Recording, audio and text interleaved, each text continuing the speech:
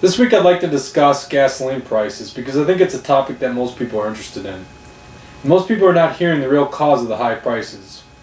When you tune into the mainstream media's coverage of Washington politicians and the same economists that continuously get things wrong, you get distorted views on why gasoline prices go up.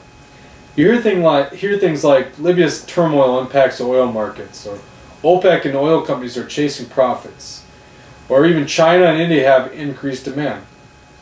Although many of these are true to a degree, none of them addresses the real cause of the rising gasoline prices, which is the Federal Reserve.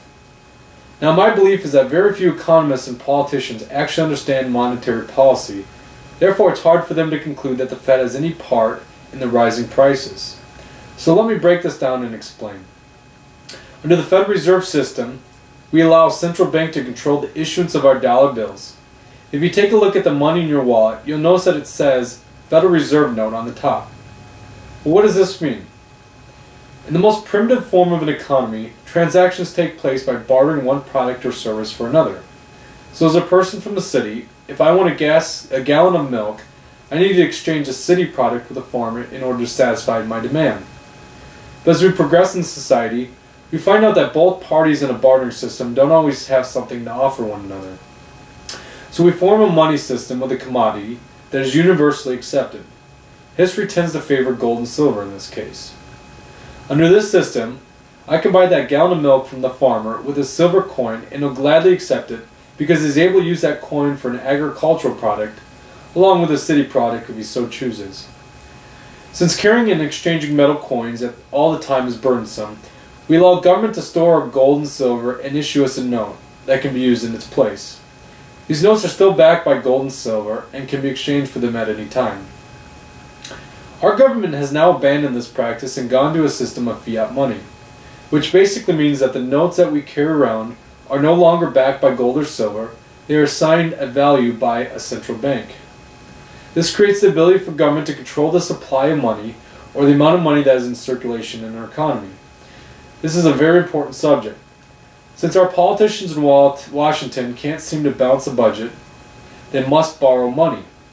So the Federal Reserve comes in and loans money to our government so it can continuously fund its operations.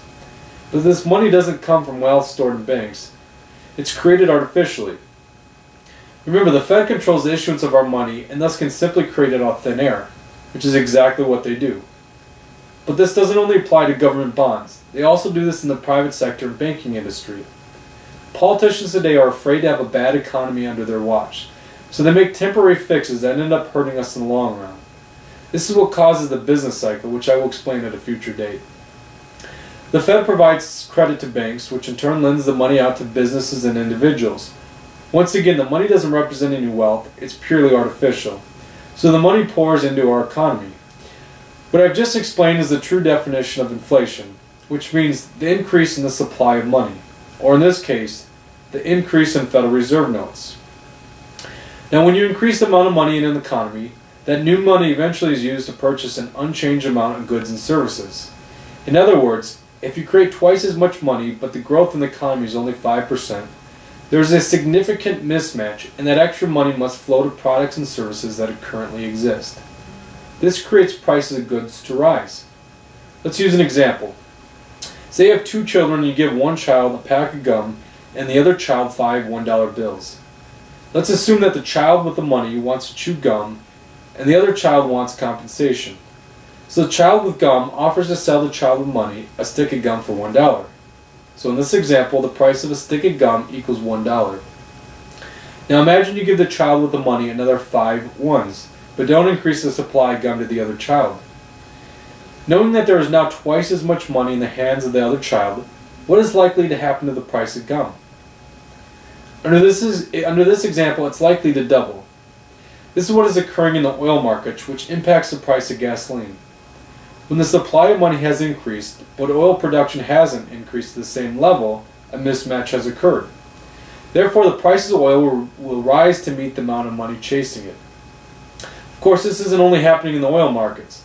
Look at the broad commodity markets. If we take the advice of our politicians and our economists, then how can we explain the rise in the price of food or copper and silver? The evidence is very clear that the inflationary policies of the Federal Reserve are the cause of rising prices.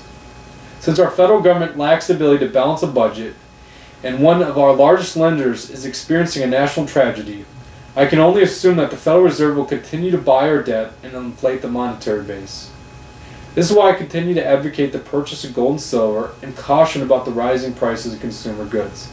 I hope this lesson is helpful in your understanding of the cause of rising gasoline prices. Remember to let your voice be heard and to celebrate your liberties always.